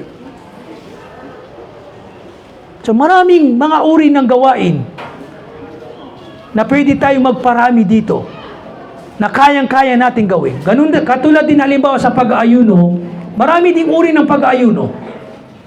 No, maraming uri din ng pag-aayuno na sunna ng mga pag-aayuno. Yawmul Ithnin, Yawmul Khamis, no? Mga sunna na pag-aayuno, katulad din ng Ayyamul Bid. Sunna na pag-aayuno monthly, yung pag sumapit ang ika-13, ika-14, ika-15, sunna din yan. Yawmu Arafah, no, ika-9 sa buwan ng Arafah, Yawmu Ashura, no, ika-10 sa buwan ng Muharram, 6 ayyami Shawwal, 6 na araw sa Shawwal. So kabilang din yan sa mga mainam na gawain. At marami pang sunna na mga gawain. Katulad halimbawa sa zakah. Obligadong kawang gawa is yung zakah. Subalit may tinatawag na sadaka. Voluntary yung zakah o kawang gawa. So yung pagsasadaka, subhanallah, kabilang yan sa mga mainam na gawain. So napakarami mga sisters ang mga uri ng mga gawain, no? Particularly sa mga sunna, voluntaryo, na pwede natin gawin, na kapag ginagawa natin dito ay napaparami ang ating gantimpala at napapalapit tayo kay Allah subhanahu wa ta'ala. So maraming pintuan ng kabutihan ang binuksan sa atin ni Allah subhanahu wa ta'ala. So pangalawa yan, una, pagbabasa ng Quran, mashallah. No? Ikalawa, pagsusunna, no, na mga gawain. Maraming uri ng sunna. Voluntaryong sala, voluntaryong pag-ayuno, mga voluntaryong kawang gawa. Pangatlo, nabanggit ni Ibn Qayyim, no, ay yung pagdidikr. Pagdidikr. Kandikr. Paggunita, pag-ala-ala kay Allah subhanahu wa ta'ala. Itong pagdidikr ay kabilang sa mga gawain, napakadaling gawain, at kabilang sa mainam na gawain na nagpapalapit kay Allah subhanahu wa ta'ala na wala kang kapaguran. Hindi nakakapagod na gawain. Ang kasangkapan mo lamang ay dila. At napakaraming uri ng dhikr. Subhanallah, alhamdulillah, Allahu Akbar, astaghfirullah, la ilaha illallah, la hawla wala quwwata illa billah, at marami pang iba. Magsaulo lamang tayo ng dhikr. Katulad halimbawa ng nabanggit na dalawang kataga ng mahal na propeta, Subhanallah, Subhanallahil Azim. Dalawang kataga, sabi ng mahal na propeta, na magaan sa dila, subalit mabigat sa timbangan ng mga gawain. Subhanallahil Azim, Subhanallah wa bihamdi. Napagod ka ba? Hindi. Subalit, napakabigat sa ating timbangan ng mga gawain. Subalit, hindi natin ginagawa, nakakaligtaan natin na may gawain na napakainam kay Allah, pero kinakalimutan natin na sa mga bakanting oras, hindi nating inaalaala si Allah, nagchichismis pa tayo. Chismis dito, chismis doon. Pagdating kay kaibigan, ay, nato ni balita, kakikuan. Eh, anong bago nating chismis dyan? Ha? Makikichismis ako. Chismosa, chismoso. Subhanallah. Imbis na samantalahin, maaaring may mga bakanting oras yan na pwede siya magparami ng dhikr, ay hindi niya ginagawa. Ha? Pumunta ako kay Bidaan hindi na kay Kuan, magchismis nga ako. Antayin niyo ako, mangalap ako ng chismis, balita. Subhanallah. Ginigiba ang mga tao, ha? Sinisiraan, subhanallah. Waliyadu billah. So, ang pagdidikr ay isang uri ng gawain na napakainam kay Allah subhanahu wa ta'ala. Wallah. Ang mahal na propeta sallallahu alaihi wasallam, kapag wala siyang ginagawa, gumagalaw ang kanyang dila. Nag-iistighfar siya parati kay Allah subhanahu wa ta'ala. Maraming uri ng dhikr. Yung pagsabi lamang ng la ilaha illallah, ay itong pinakamainam na dhikr. La ilaha illallah, la ilaha illallah. Si Musa alayhi salam, sabi niya kay Allah, Ya Rabbi, ipabatid mo sa akin ang isang kataga na aking sasabihin na wala pang nagsabi ng kahit sino. Ibig sabihin, sabi ni Musa, Ya Allah, sabihin mo sa akin ng salita na pinakamainam na salita na kapag aking sasabihin, binabanggit, binibigkas, ay ako pa ang unang magsasambit nito. Pinakamainam. Sinabi ni Allah, Ya Musa, sabihin mo ang la ilaha illallah. Sabi ni Musa, Ya Rabbi, lahat ng tao ay nagsasabi niyan. Lahat ng tao, marami nang nagsabi niya, bigyan mo ako ng salita na wala pang nagsabi. Kasi gusto ni Musa yung mainam na salita. Sabi ng Panginoon, sabi ni Allah, Ya Musa, wala nang iinam, higit sa pagsabi ng la ilaha illallah. Kung titimbangin ang la ilaha illallah sa isang timbangan, at titimbangin ang mga langit at kalupaan at lahat ng nagpapaloob dito sa kabilang timbangan, ay wallahi la'awim, mas mabigat pa rin ang la ilaha illallah. La ilaha illallah. Sabi pa ng mahal na propeta, sinumang magsambit ng panalangin, dhikr, na katulad ng sinabi ni Yunus alayhi salam, nung siya ay nilamon, kinain ng balyena, ay tatanggapin ang kanyang dua kapag binanggit niya ito sa kanyang dua, itong dhikr na ito. La ilaha illa anta subhanak, inni kuntu minadh dhalimin. Kapag sinabi niya ito sa kanyang dua, puriin niya si Allah. Kasi kapag tayo nagdudua, mga sisters, isa sa adab, sunnah sa pagdudua, ay pinupuri muna natin si Allah. Ya Rahman, Ya Rahim. Kapag halimbawa, hihiling tayo kay Allah, pupuri muna natin si Allah. Hindi yung babanggitin na, Ya Allah, bigyan ko ng sakwan. Ya Allah, pakapangaruma ko nga. Ya Allah, bigyan ko nga sa tarak. Bigyan niyo ako ng sasakyan. No, mas mainang kabilang sa adab ng dua ay pinupuri muna natin si Allah. Ya Rahman, Ya Allah, Ya Hayyum, Ya Qayyum, Ya Rahman, Ya Rahim, Ya Ghafur, Ya Razzaq. La ilaha illa anta subhanak inni kuntu minadh dhalimin. Kabilang daw yan sa adab. So kapag binanggit mo to sa iyong dua, tatanggapin agad ni Allah subhanahu wa ta'ala ang iyong panalangin. So marami pang uri ng dhikr na kainam-inam, no, kamahal-mahal kay Allah subhanahu wa ta'ala. So huwag natin kakaligtaan. May mga sahaba, mga fukara, mga miskin, dukha, dumating sa mahal na propeta sallallahu alaihi wasallam. Marahil narinig niya itong hadith na ito. Sabi ng mga mahirap na sahaba, Ya Rasulullah, dhahaba ahlud duthur bil ujur. Nauna na ang mga mayayaman sa amin sa kabutihan, sa gantimpala. Dahil sila ay nagsasala ng katulad ng aming pagsasala, sila ay nag-aayuno ng katulad ng aming pag-aayuno, subalit sila ay nagkakapagsadaka mula sa kanilang mga salapi dahil sila ay mga mayayaman. At kami, hindi namin ito kayang gawin. Hindi inggit to. Hindi pagkainggit. Ang mga sahaba, no, naghahangad lamang sila na buksan sa kanila ng mahal na propeta ang isang pintuan ng kabutihan ng gawain na kapag ginawa nila ay pwede nilang maabutan ang nagagawa ng ilang mga sahaba. Hindi sila nainggit. Wala sa katangian ng mga sahabang inggit. Merong katangian tayong binabanggit na ghibta, pagkahanga. Kasi, ikasigi nga, kasigi, na ba kariit, kainggit, iti marata, kainggit ka kupaduga. Yung ghibta, hahangaan mo yung kasama mo na matulad ka rin sa kanya.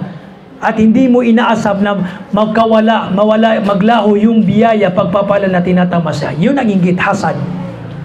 Pero kung inahangad mo lamang na naway matulad ako kay Fula para makagawa din ako ng kabutihan, makapagsadaka sa mga masjid, mga madrasa, mga turil, mashallah. Magandang paghahangad yun. So ganyan ang mga sahaba. Sabi ng mahal na propeta, awalaysa Allahu qad ja'ala Allahu lakum ma tasaddaqun? Hindi ba binuksan sa inyo ni Allah ang pintuan na kapag inyong ginagawa ay nakakapagsadaka kayo? Ibig sabihin, hindi lamang ang sadaka ay sa salapi. Meron ding sadaka na sa pamamagitan ng paggawain at ito ang pagdidikr. Sabi niya, ang pagsasabi ng subhanallah ay sadaka. Ang pagsasabi ng alhamdulillah ay sadaka. Ang pagsasabi ng la ilaha illallah ay sadaka. Ang pagsambit ng Allahu Akbar ay sadaka. So hindi lamang ang uri ng dhikr, hindi lamang ang uri ng sadaka ay sa pamamagitan ng salapi, sabay ng mahal na propeta. Ang pagpaparami ng dhikr ay sa pamamagitan nito ay kayo ay nakakapagsadaka.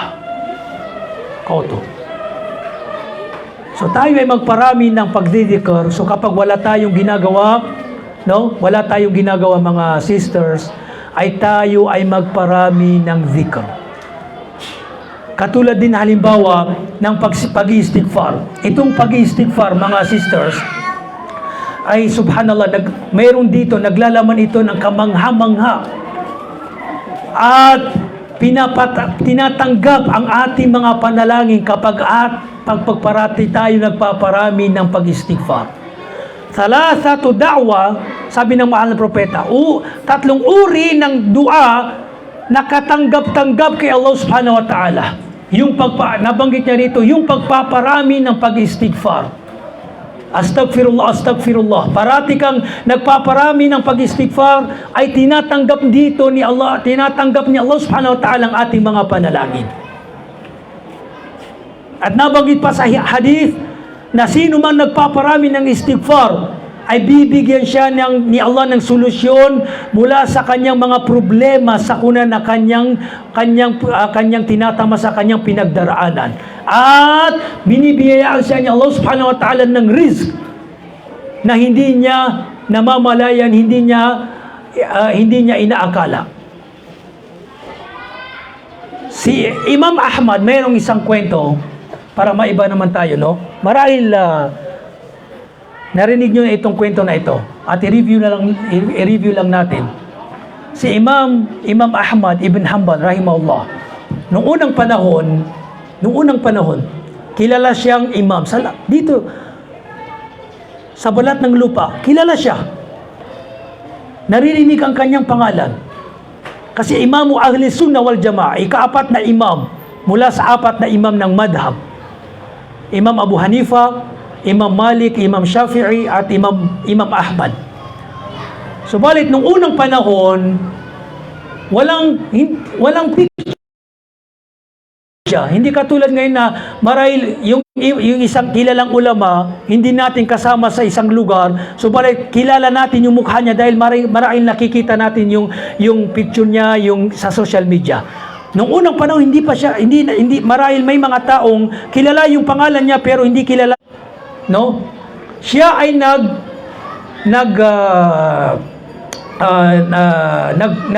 nagbiyahe sa isang lugar. Bumiyahe siya, no? Naglakbay siya sa ibang lugar. Dumating siya sa isang lugar, sa isang masjid, no? Na siya ay naglalakbay. Walang matulugan.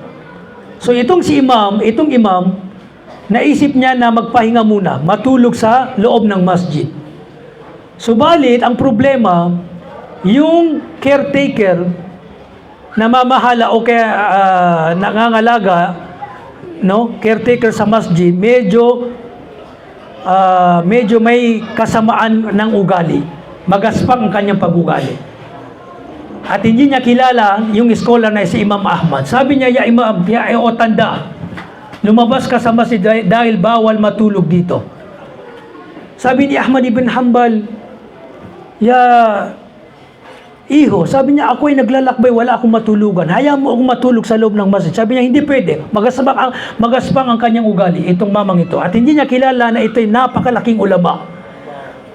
So, pinalabas niya sa labas ng masjid. Si Imam Ahmad ibn Hanbal, merong isang, sa labas ng masjid, merong nasisilungan. So, doon siya humiga. Paglabas ng caretaker sa masjid, nadatnan niya ulit si Imam Ahmad. Sabi niya, tanda, umalis ka sa masjid, lumayo ka dahil bawal pa rin dito sa labas ng masjid matulog dito. Sabi niya, ya Rajul, ikaw na mama, hindi mo ako pinatulog sa loob ng masjid, dito sa labas ay pinagpapagbabawalan mo pa rin ako matulog. Sabi niya, hindi pwede matulog dito. Kinalakad niya ang imam palayo sa masjid. Subhanallah. Sa tapat ng masjid, mayroong isang bahay, isang khabaz, baker, gumagawa ng khubz, ng tinapay. Naawa siya sa matanda, kay imam. Hindi niya rin alam. Sa pinuntahan niya, sabi niya, hayaan mo na, ako na ang magpapatuloy sa kanya. Sabi niya, tanda, tumuloy ka sa aking bahay. Dito ka sa aking magpagabi. Pinatuloy niya ang matanda, si Imam Ahmad ibn Hanbal, rahimahullah. Nung sila'y nasa loob na, napansin ni Imam Ahmad na habang gumagawa ng khubz, tinapay, ang lalaking ito, gumagalaw ang kanyang dila sa pagdidikr, pag-iistighfar. Nagpaparami ng istighfar, astagfirullah, astagfirullah, astagfirullah. Hindi napapagod ang lalaking to. Namangha si Imam Ahmad ibn Hanbal, no, sa nakakamanghang gawain ng lalaking ito. Na habang gumagawa siya ng tinapay, khubz, ay nagdidikr siya kay Allah, nag-istighfar siya kay Allah. Sabi ni Imam Ahmad, sabi niya, Iho, hindi ka ba napapagod sa ginagawa mo? Na kanina pa kita napapansin na nagdidikr, mashallah.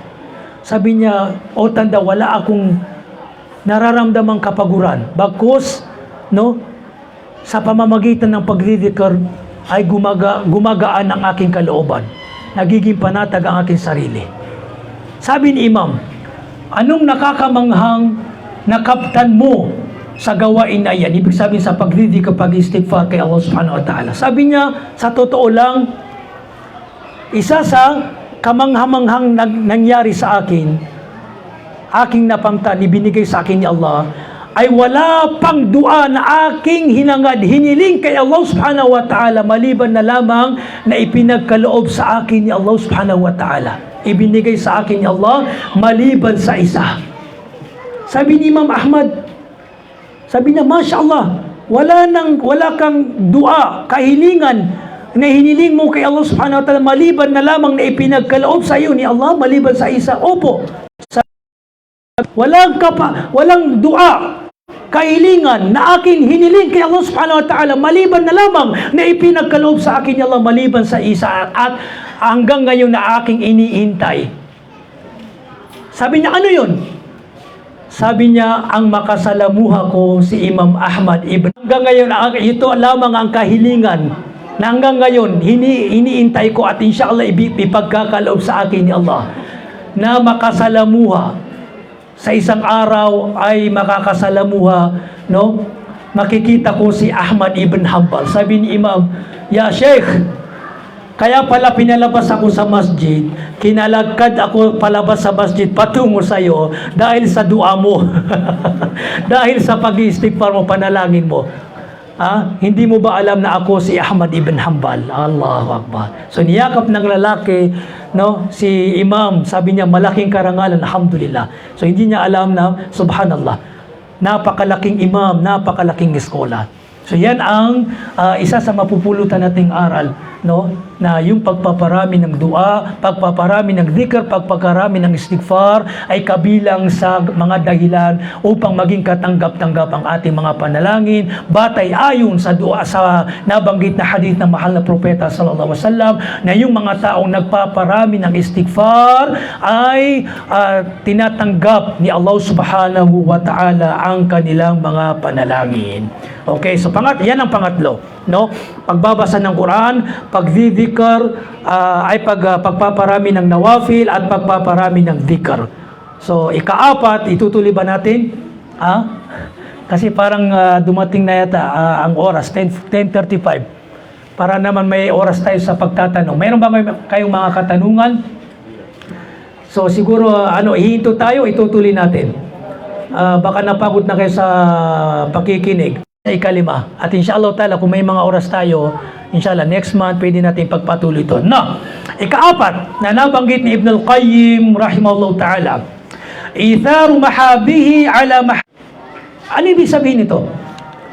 Minsan, may mga gawain, halimbawa sa haram. May haram na gawain na kaya mong yumaman sa isang saglit. Subalit, napagtanto mo na ang gawain na ito ay haram. Hindi mo gagawin. Dahil ito ay pinagbawal ni Allah. Mas ginusto mo ang kaluguran ni Allah. So, iniwan mo yung, bagamat yayaman ka, marahil may haram na mga gawain sa panahon ngayon. Alam nyo to. Pwede kang yumaman, ma-shortcut, kakapangata mo ka. Subalit, aram mong pinagbawal, iniwan mo dahil sa pagmamahal at pagkatakot kay Allah subhanahu wa ta'ala. Ginusto mo, mas nauna sa sarili mo ang kaluguran ni Allah kaysa sa sarili mong pagnanasa. So, isang malaking palatandaan na ikaw ay minamahal ni Allah subhanahu wa ta'ala pag ganito ang kalagayan mo. Iniiwasan mo yung mga haram na gawain dahil sa kaluguran, pag-aasam sa gantimpala at pagkatakot sa kaparusahan ni Allah subhanahu wa ta'ala. Halimbawa, no, sa inyong mag-asawa, halimbawa lang, inutos sa iyo ng asawa na hubarin ang iyong hijab. Ay, hindi ka papayag, hindi pwede. Ang pagsunod sa asawa, yes, wajib na ang pagsunod sa asawa. Sa kayong mga babae, wajib sa inyo na sundin ang inyong asawa sa kabutihan. Kapag inuutos sa inyo na sumalung at lumabag sa kautusan na lumalabag sa relihiyong Islam, walang pagsunod. Kasi sabi ng mga propeta, la ta'ata li makhluqin fi ma'asiyatil khaliq. Walang pagsunod no, sa isang taong may paglabag, pagsuway kay Allah subhanahu wa ta'ala. Kung inutos sa'yo halimbawa na hindi mag-ayuno sa buwan ng Ramadan, hindi magsala, hindi pwede. No? Mas unay mo ang kautusan, kaluguran ni Allah subhanahu wa ta'ala. No? Yan ang ibig sabihin, minsan, no, uunayin natin.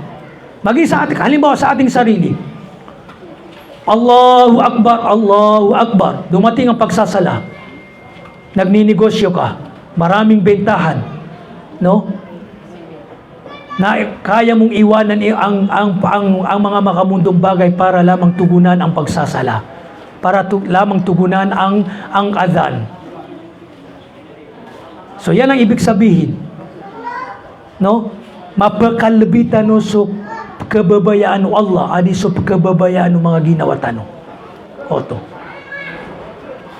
So yan ang palatandaan, isa sa mga dahilan na tayo ay napapalapit kay Allah subhanahu wa ta'ala. Ang mahal na propeta sa kanyang sinabi, La yu'minu ahadukum hatta akuna habba ilayhi min walidihi wa walidihi wan nasi ajma'in.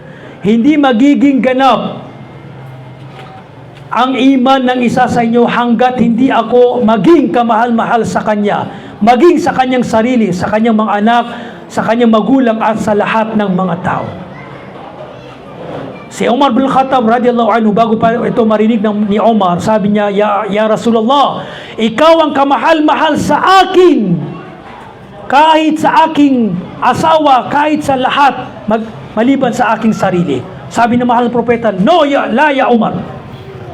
Hindi ka magiging ganap na mananampalataya hanggat hindi ako maging kamahal-mahal, no, sa iyong sarili, maging sa iyong sarili. Sabi niyo, kung ganon, Ya Umar, simula ngayon, ikaw na ang kamahal-mahal. Kaibig-ibig sa akin, maging sa aking sarili. So, yan ang iman. Na dapat nauna sa atin palati ang si Allah subhanahu wa ta'ala at ang mahal na propeta sallallahu alaihi wasallam. So, sa pamamagitan nito ay nakakamtan natin ang mahabba, pagmamahal ni Allah subhanahu wa ta'ala. Ikalima, no, dito tayo hihinto, mutala'atul qalb li asma'illahil husna wa sifatihi wa musyahadatiha. Yung pinipresent natin, dinadakila natin, kinikilala natin, no, nagiging dakila sa atin si Allah, sa ating mga puso, sa ating mga sarili, sa pamamagitan ng kanyang mga pangalan at katangian. Sinasamba natin si Allah subhanahu wa ta'ala sa pamamagitan ng kanyang mga pangalan at katangian. Pinipresent natin si Allah subhanahu wa ta'ala sa ating mga puso, sa ating mga sarili sa pamamagitan ng kanyang mga pangalan at katangian. Alam nyo ba itong tauhid? Itong tauhid, may tatlong uri ng tauhid. Tauhidul rububiyya wal uluhiyya wal asma wa sifat.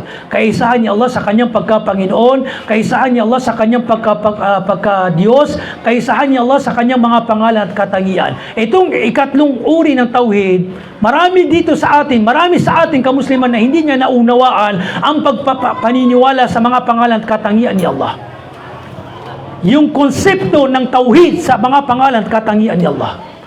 Itong pagsamba kay Allah sa pamamagitan ng mga pangalan at katangian ay kabilang ito sa pinakamalaking katuruan at saligan ng pagsamba kay Allah subhanahu wa ta'ala.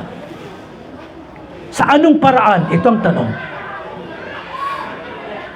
Tandaan ninyo, ang pagsamba sa pamamagitan ng mga pangalan at katangian ni Allah, ang siyang pinakamataas, pinakatuktok saligan ng kaisahan, isa sa pinakasaligan ng pag-ibada, pagsamba kay Allah subhanahu wa ta'ala. Sa anong paraan? Halimbawa, ang si Allah subhanahu wa ta'ala may mga pangalan at may mga katangian. Dinadakila natin si Allah subhanahu wa ta'ala sa pamamagitan ng kanyang mga pangalan at katangian. Anong halimbawa nito? Si Allah subhanahu wa ta'ala kabilang sa kanyang pangalan at katangian, alimun khabir. alimun bidhati sudur. Si Allah ay alim. Nababatid niya ang lahat ng nangyayari, lahat ng hayagan. Minamasdan tayo. No? Alam ni Allah subhanahu wa ta'ala ang lahat. Lahat ng sinisekreto mo, lahat ng sinisekreto ng iyong puso, kapag kilala mo, alam mo si Allah subhanahu wa ta'ala na ganito ang kanyang katangian, kanyang pangalan, hindi ka gagawa ng haram na gawain.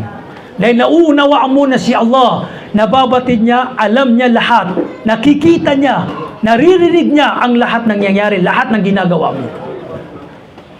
So, pinipresent natin ito sa ating mga sarili. Halimbawa, kung wala tayo, kapag walang nakakakita sa atin, minsan, subhanallah, malakas sa atin, no, yung udyok ni Satanas, walang nakakakita, pwede kong gumawa ng haram. Magzina, subhanallah, tumingin sa haram, dahil walang nakakakita. Pero i-present natin sa ating mga sarili, tandaan natin, na marahil walang nakakakita sa iyong tao, subalit si Allah subhanahu wa ta'ala ay tinitignan kanya sa pinakataas, sa ibabaw ng pinakamaitaas.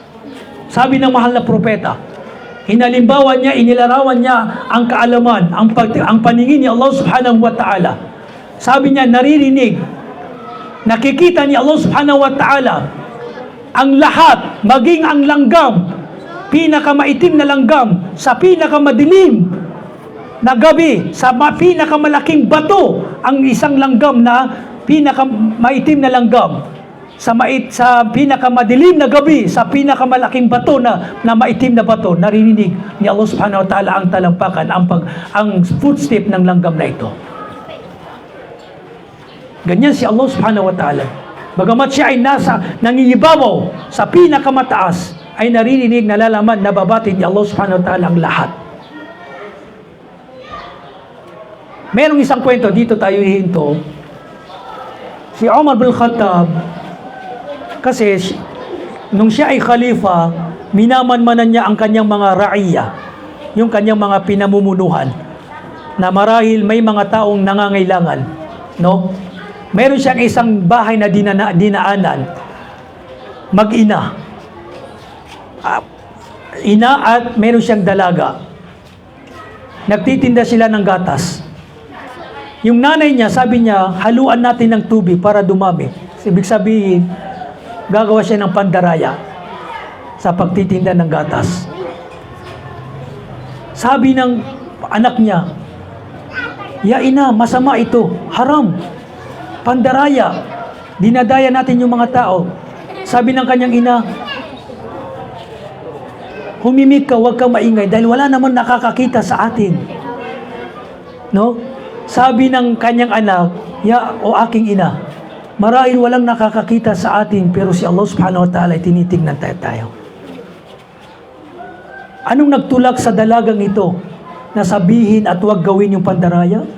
Yung takwa, takot kay Allah, at yung murakaba na sa isip niya, na sa puso niya, na minamatyagan, no, tinitignan sila ni Allah subhanahu wa ta'ala. Yun ang nagtulak sa kanya, yung iman, pagkatakot kay Allah na huwag gumawa ng haram, pandaraya. Na walang nakakakita sa kanilang tao, subalit si Allah subhanahu wa ta'ala ay tinitignan. Narinig ni Umar bin Khattab na mangha siya sa katangian na tinataglay ng babaeng ito. Umuwi siya, sabi niya sa kanyang mga anak, sino mag-aasawa sa dalagang ito? Allahu Akbar.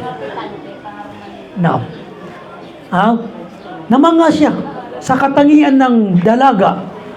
Alam niyo ba na pinaasawa niya sa kanyang anak, no? At nagmula sa kanilang supling sa mag-asawang ito, ang isang taong dakila at kapuri-puri. Naging khalifa si Umar ibn Abdul Aziz, na isang kapuri-puring pinuno, naging khalifa na fair, makatarungang pinuno sa Dawla Umayyah, kung di ako nagkakamali, na itinuring na ika-5 khalifa. No, isinali nila sa 4 na khalifa na ibinilang nila sa ibinigay niya sa kanya yung titulong khalifa. dahil sa napakamakatarungang khalifa si Umar bin Abdul Aziz sa panahon niya. Sa mag-asawang ito, kay Umar at sa kanyang anak, ay nagmula sa supling, ikalima yata, na apo ni Umar bin Khattab ay si Umar ibn Abdul Aziz. So ito'y murakabah, takot kay Allah subhanahu wa ta'ala sa pamamagitan ng kanyang mga pangalan at katangian. Naunawan natin na si Allah ay Ghafurur Rahim, mahabagin at mawain. So hindi tayo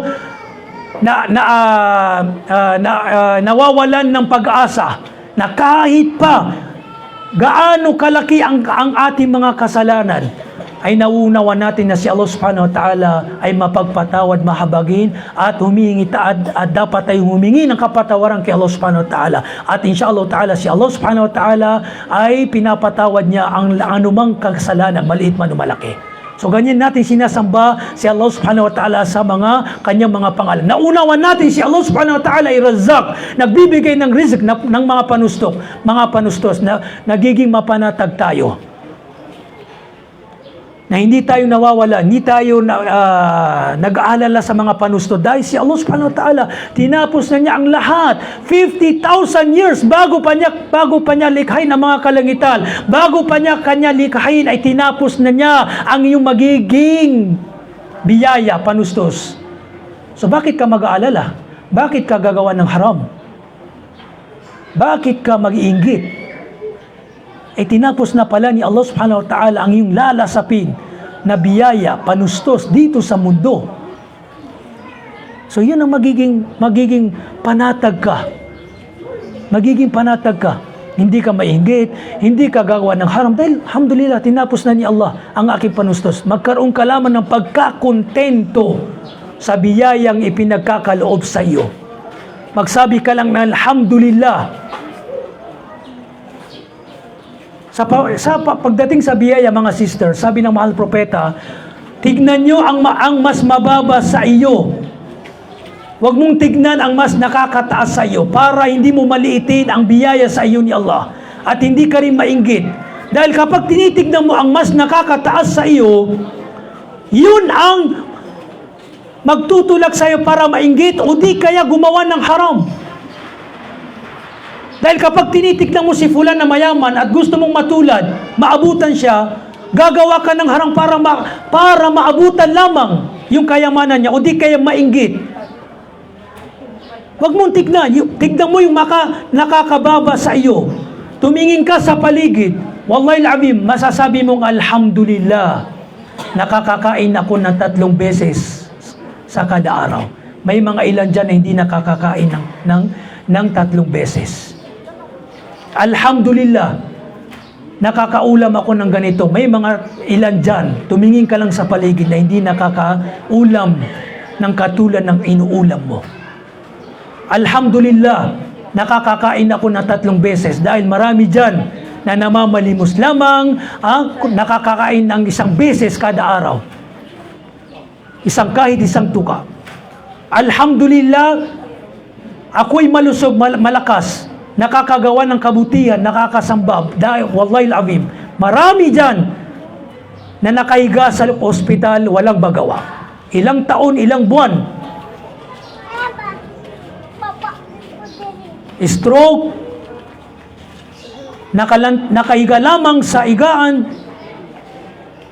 naka-admit sa hospital na walang magawa, umiiyak, nag-aangad na kung may babalik sa kanya ang kanyang lakas. Subalit ikaw binigyan ni Allah subhanahu wa ta'ala ng lakas. Pero hindi natin ginagamit. Ginagamit sa kaluguran ni Allah subhanahu wa ta'ala. So ito yung mga kaibigan, mga kapatid, mga dahilan.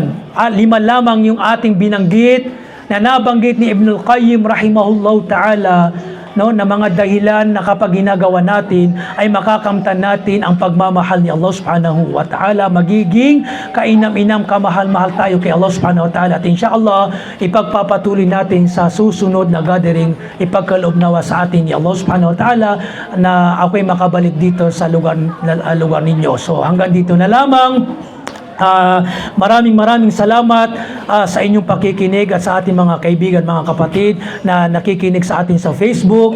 Gantimpalaan nawa tayo ni Allah subhanahu wa ta'ala. Patawarin nawa tayo ni Allah subhanahu wa ta'ala at ibilang nawa tayo ni Allah subhanahu wa ta'ala na kabilang sa kanyang mga alipin na kamahal-mahal, malapit kay Allah subhanahu wa ta'ala, at naway dalangin ko kay Allah subhanahu wa ta'ala na papasukin, ipagkaloob nawa sa atin ni Allah subhanahu wa ta'ala ang kanyang Jannatul Firdaus ng katulad ng pagtitipon, pagkakaisa natin sa lugar na ito. Amin ya Rab. No, akhiru dawana anilhamdulillahi rabbil alamin. Wassalamu alaikum warahmatullahi ta'ala wabarakatuh. So kung mayroon kayong katanungan, inshallah ta'ala bibigyan ko kayo ng pagkakataon na magtanong. Kung wala naman ay alhamdulillah. Hanggang dito na lamang. Basin natin pang utana na po. Hindi na po utana.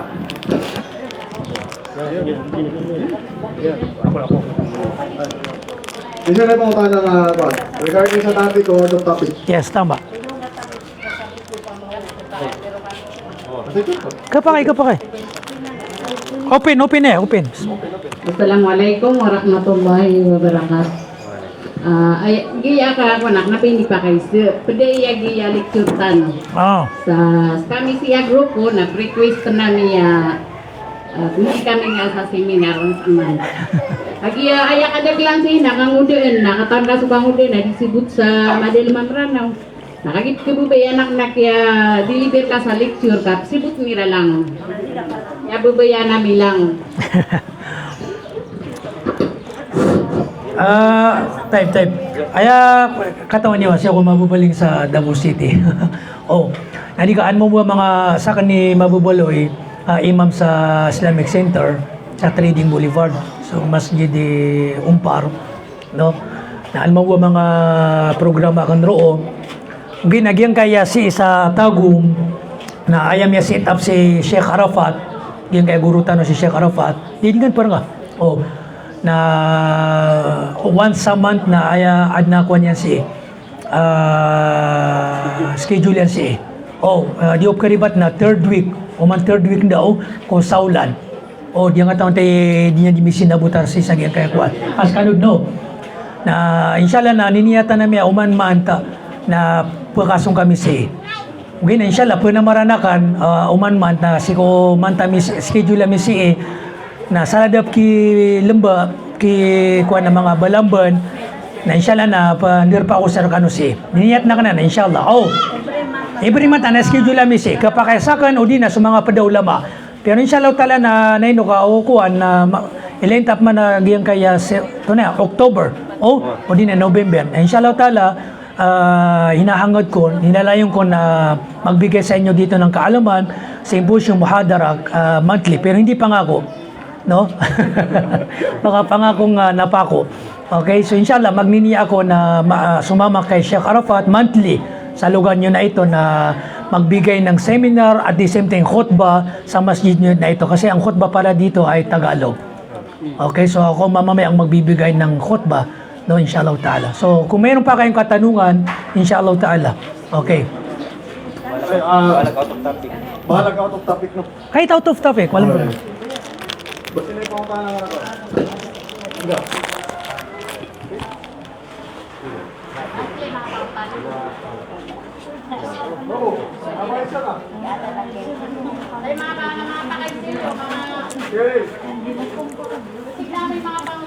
Agon check. Diyan napakaisira sa ukagay. Pag mga murid siya, napakaisira na abot sala. Why? So sambay ang naibara to Zuhur, Asar, Maghrib. Dala sambay pong Zuhur, Asar, Maghrib. Nasira bisambay ang Maghrib. Natunay ko nun. Kapag bayadan sa Zuhur o Asar, wala ka Tenga din, no? Siya buta ka to.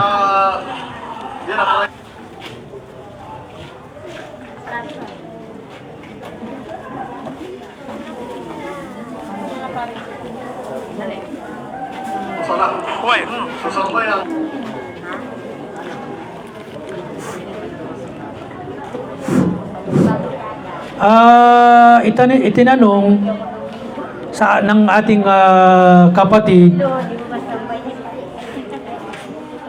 Pengen ada, no?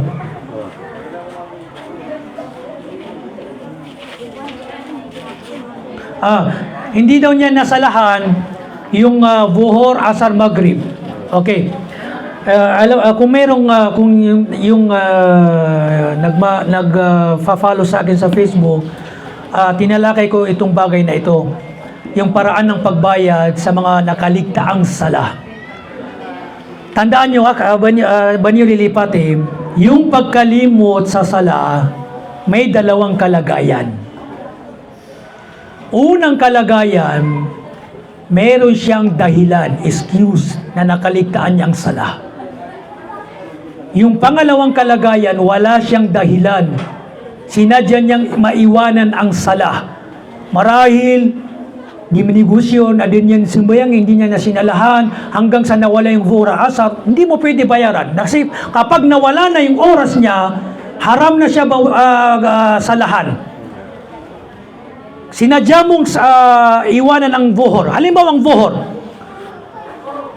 hindi ka naglalakbay kasi iba naman yung rulings ng paglalakbay. Halimbawa dito ka lang sa lugar mo, nagninegosyo ka. Yung pagninegosyo, hindi dahilan para iwanan mong sala. Dapat talaga maglaan ka ng oras na masalahan mo. Gagawa ka ng paraan na may makapakapalit ka sa tindahan para ikaw ay makapagsala. Kapag iniwan mo ang sala hanggat lumabas yung oras ng Vuhor, hindi mo na babayaran. Kasi sinadya mo, ang wajib sa yung tauba, pagbabalik loob kay Allah subhanahu wa ta'ala, na huwag na gawin na maiwanan ang Vuhor. Yung unang kalagayan na may dahilan, excuse ka, halimbawa pagkatulog. Huwag na tawa niya natulog ng alas 11:30, hindi siya nagising maliban na lamang sa alas 5, no? Naiwan niya yung Vuhor al-Asar, out of consciousness, hindi niya sinadya, no? Wala siyang pananagutan. So ang wajib sa kanya ay gigising siya at mag-ablution siya kaagad, sasalahan niya kaagad. Ang paraan ng pagsasala, uunahin niya yung Vuhor bago ang Asar. Nakuha niyo bago ang Asar. Sa paglalakbay naman, mayroong mga taong hindi niya naunawaan ang mga rulings ng paglalakbay.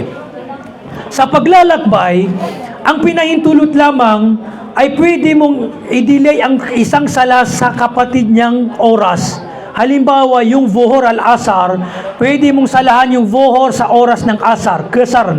Pag iipunin mo, Jama' at Qasr, iipunin at paiksin mo. Ibig sabihin, pag ikaw ay naglalakbay, nagtatravel, pwede mong salahan yung Vuhor sa oras ng Asar. Yung oras din ng Maghrib, pwede mong salahan sa oras ng Isya. Ang gusto kong bigyang diing dito, yung pagkakamali ng ilan, na hindi nila sinasalahan ng Vuhor, Asar, Maghrib at Isya kapag hindi nila sinasalahan. Iniiwan nila itong 4 na sala. No, pagdating na lamang nila ng tahanan nila, sa kanila sasalahan yung 4 na sala. Mali yun. Kasi yung Vuhor at Asar, may natanging oras lamang. Sasalahan mo lamang yung Vuhor at Asar sa oras nila. Kapag dumating na yung oras ng Maghrib at Isya na hindi mo nasalahan yung Vuhor at Asar, wala na yung sala. So kapag ikaw ay naglalakbay sa oras ng Vuhor at Asar, at dumating yung oras ng Vuhor at Asar, salahan mo na, gumawa ka ng paraan na masalahan yung Vuhor ng Asar, oras ng Vuhor at Asar, no? Gawa mo ng paraan na masalahan hanggat hindi dumarating ang Maghrib. Kasi kapag dumating na yung Maghrib, na hindi mo sinalahan yung Vuhor at Asar, na wala na yung oras nito. Wajib sa yung pagtatawba. So kapag ikaw ay naglalakbay na kunyari, umuwi ka ng Marawi, Lanao, na nasa paglalakbay ka pa, no, na dumating yung oras ng Asar, hindi mo nasalaan yung Vuhor at Asar, 5 o'clock, 4:30, dapat kayong huminto. Salahan nyo yung Vuhor at Asar. Huwag nyo antayin na, doon na ako sa Marawi, kapag dumating na yung, kahit dumating na yung Maghrib at Isya, ipunin ko na yung Vuhor, Asar, Maghrib at Isya. No, napakalaking pagkakamali yun. Pwede yung Maghrib at Isya kasi malaki yung oras ng Maghrib at Isya. No, yung Maghrib at Isya, pwede siyang salahan hanggang sa kalagitnaan ng gabi. Pwede yung Zuhur at Asar hanggang doon lamang. Hanggang sa oras ng Zuhur, hanggang sa hindi lumubog ang araw. Yun lamang ang oras ng Zuhur at Asar. Hindi pwede siyang ipagpaliban. Nakuha niyo yun? So yan ang mga panuntunan ng paglalakbay. Aliwan. Kadua pa kayo sa check na kon. About sa kasar, ibarat na niyaling singid na talo gawi. Pira gawi dapat ay kasar ka. Yung about sa rulings ng tagal ng paglalakbay, kung tagal ng araw na pwede sa'yo yung pagkakasar, no? Ang ilang ulama, binigyan nila ng limitasyon na 4 days.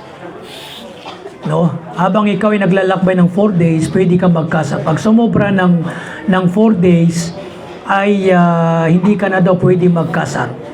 No? Pwede ka, dapat magsasala ka na ng ganap, taruto.